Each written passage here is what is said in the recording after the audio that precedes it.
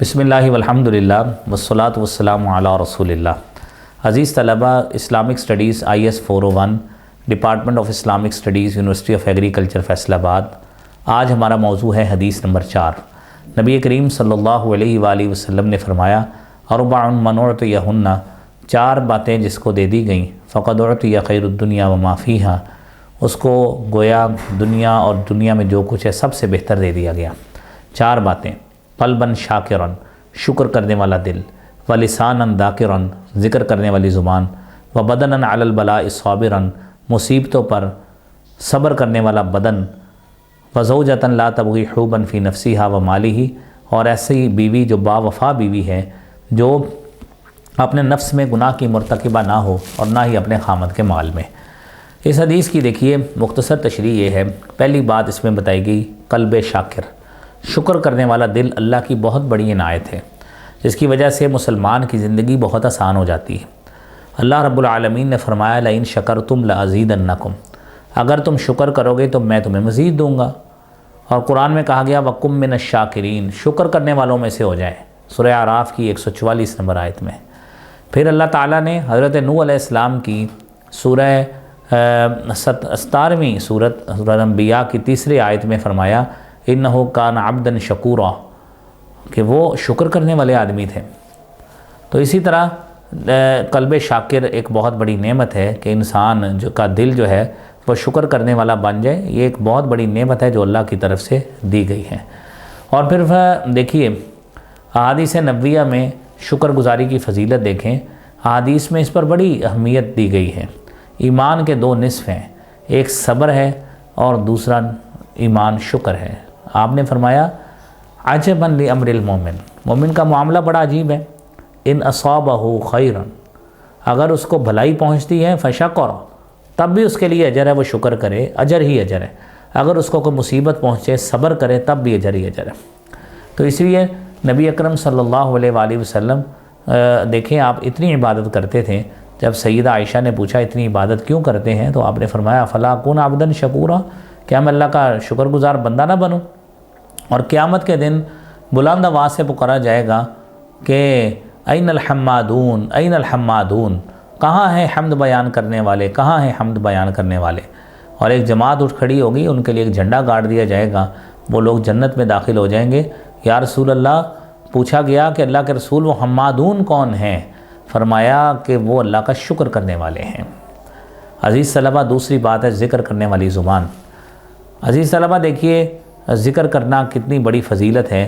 قرآن کریم کہتا ہے وَاذْكُرُوا اللَّهَ كَثِيرًا، اللہ کا ذکر کرو تاکہ تم فلاح پا جاؤ، سورہ انفال کی 45 نمبر آیت ہے۔ اور سورہ رعد میں اللہ نے فرمایا الذین آمنوا وتطمئن قلوبهم بذکر اللہ، ایمان والے وہ لوگ ہیں جو ہے نا ان کے قلب، ان کے قلوب اللہ کے ذکر سے مطمئن ہوتے ہیں۔ پھر فرمایا لا بذکر اللہ تطمئن القلوب، خبردار دلوں کی طمانینت اللہ کے ذکر سے ہی ملتی ہے۔ پھر یہ ذکر روحانی بیماریوں کا علاج ہے۔ انسان کا دل اچھائیوں اور برائیوں کا مرکز ہے۔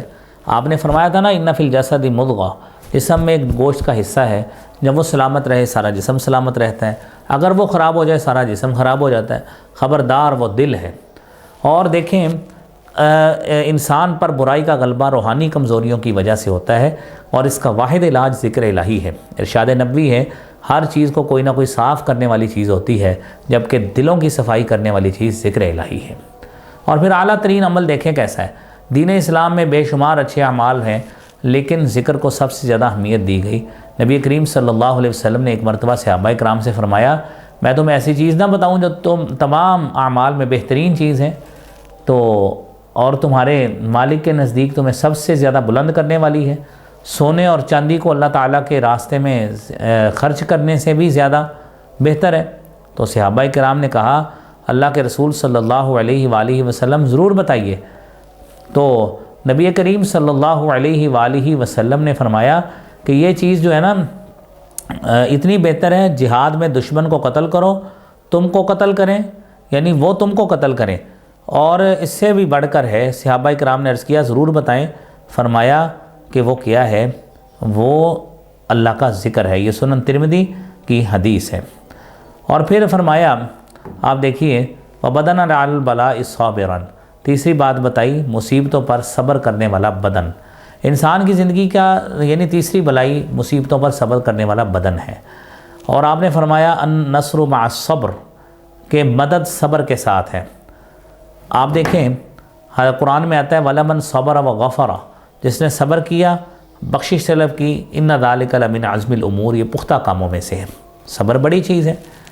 اور پھر دیکھیں حضرت بلال، حضرت خباب، دیگر صحابہ کرام کتنا صبر کیا، حضرت سمیہ نے کتنا صبر کیا. تو یہ صبر کی مثالیں بڑی عظیم ہیں کہ جن لوگوں نے زخم کھائے، اپنے جسم پر زخم کھائے، تلواروں کے کٹ کھائے، خنجروں کے کٹ کھائے، لیکن ایمان سے متزلزل نہیں ہوئے. یہ ہے مصیبتوں پر صبر کرنے والا بدن.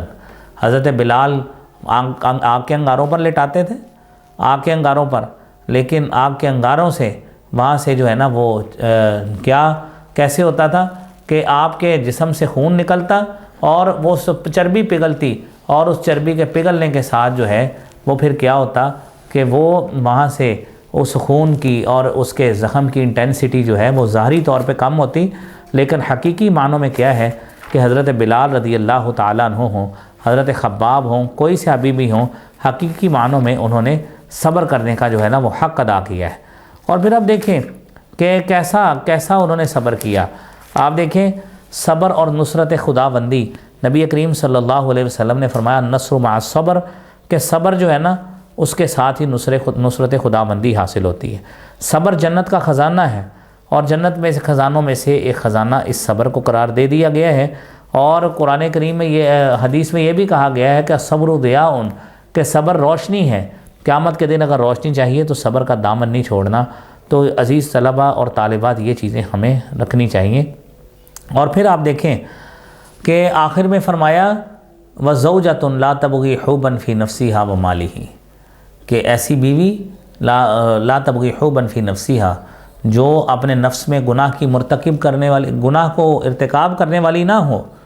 آپ دیکھیں قرآن کہتا ہے نیک عورتیں کون ہیں؟ حافظات للغیب، جو اپنے خامند کی عدم موجودگی میں حفاظت کرنے والی ہیں. یہ بدن اس کے خامند کی امانت ہے، اس میں خیانت نہیں کر سکتی. تو یہ جو خامند کی امانت ہے اس میں خیانت نہ کرنا، اپنے بدن کی حفاظت کرنا، یہ ہے جو اپنے نفس میں گناہ کا ارتکاب نہیں کرنے والی. تو کیونکہ حدیث میں آتا ہے، آپ نے جہاں پہ فرمایا المسلم یہ کلکم راع و کلکم مسئول عن رعیتی، تو میں سے ہر ایک نگہبان ہے اور اس سے رعیت کے بارے میں پوچھا جائے گا. وہاں پہ یہ بات بڑی اہم ہے کہ خاتون اپنے گھر میں خامند کی راعیہ ہے اور اپنے بچوں کی کسٹوڈین ہے، گھر کی کسٹوڈین ہے، اس کے بارے میں پوچھا جائے گا. تو یہ تمام چیزیں مد نظر رکھنے والی ہیں. عزت کا تحفظ اور گھر کا تحفظ. تو نبی کریم صلی اللہ علیہ وآلہ وسلم سے اب آخری یعنی مال میں بھی تصرف نہیں کرنا اس کی اجازت کے بغیر. یہ بات بڑی اہمیت کی حامل ہے.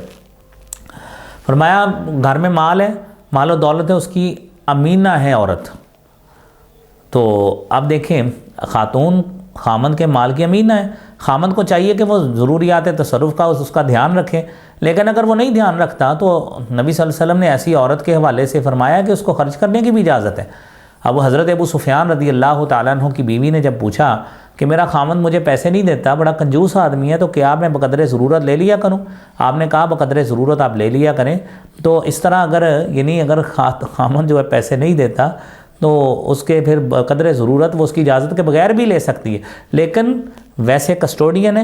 ان چیزوں کی جو یعنی 4 چیزیں جس کو مل گئیں، حقیقت میں نبی صلی اللہ علیہ وسلم نے فرمایا اس کو دنیا اور دنیا کے اندر جو کچھ ہے سب سے بہتر مل گیا.